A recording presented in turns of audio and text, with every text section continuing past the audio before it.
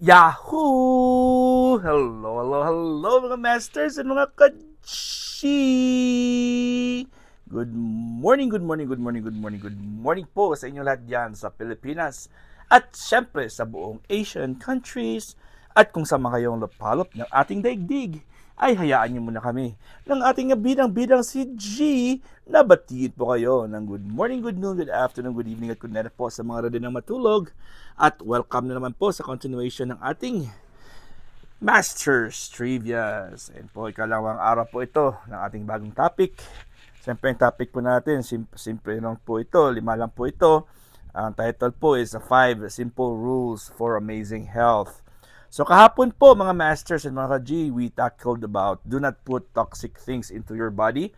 And somehow maaga tayo natapos, so we also a little bit touched about number 2, which is the little lift things and move around.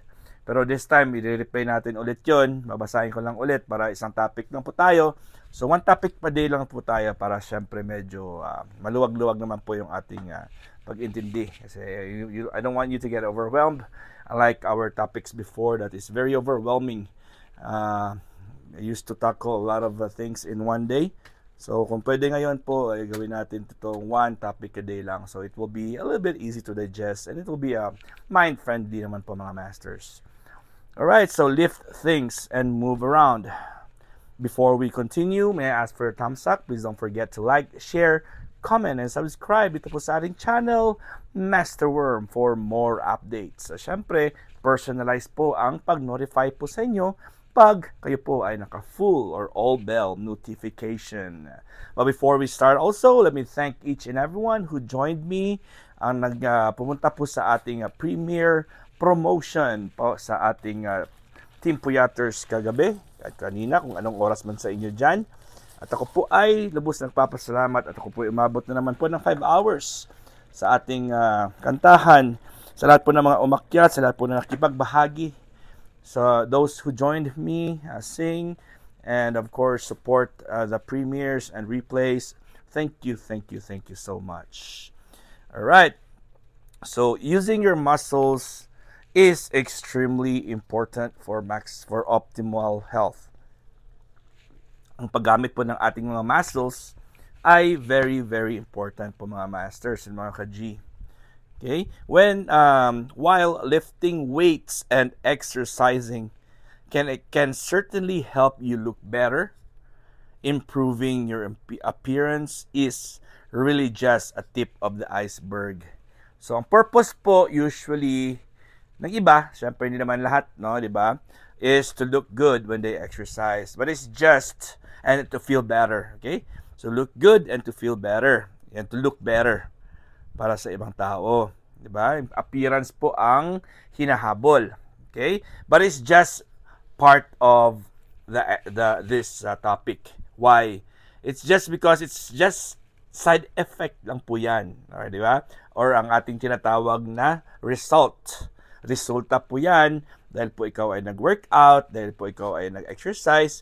Siyempre, meron po siyang mga reaction sa katawan natin or results. Alright? So, kumbaga, kung uminom ka ng gamot, may side effect po siya. Or additive effect niyo po, result.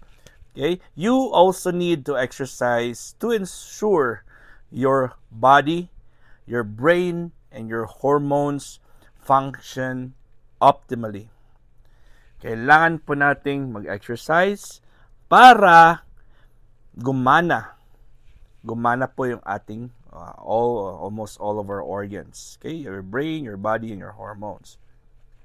Lifting weights lowers your blood sugar and insulin levels, improve cholesterol, and lowers triglycerides.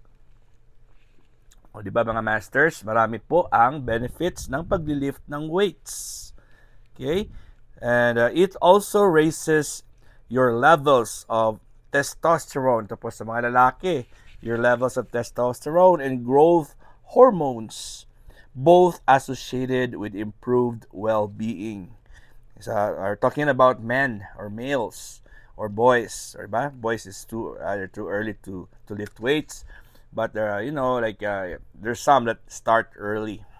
Okay, so it can help a lot lifting weights.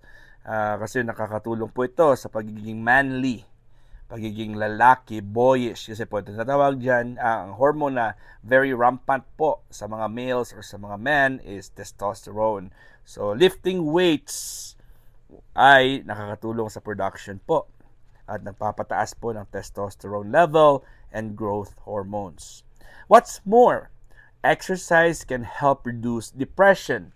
Ito po is just not for men, but it's for everybody, for everyone. So it helps, okay, reduce depression. Sino ba sa inyo dyan ang feeling depressed? Okay, so start doing exercises, mga masters and mga ka-G, or lift weights. And of course, aside from depression, also your risk for various chronic diseases like obesity, type 2 diabetes, heart disease, Alzheimer's, and more. Diba?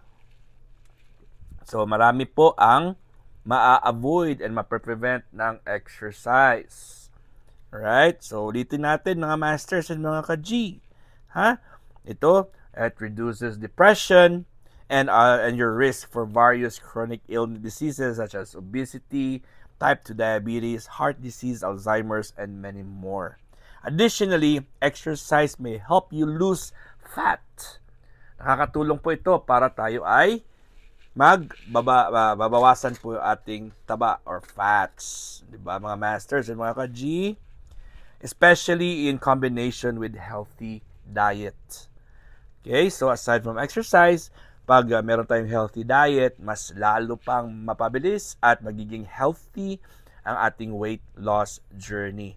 Especially kung meron tayong maraming fats na kailangan pong bawasan or kailangan po nating i-let go sa ating katawan. It doesn't just burn calories, or we're talking about exercise, but also improves your hormone levels and overall body function. Okay? So, marami talaga ang benefits sa exercise. It's possible to exercise for free. Okay? Sadali, dito tayo muna. Fortunately, there are many ways to exercise. You don't need to go to the gym or own expensive workout equipments.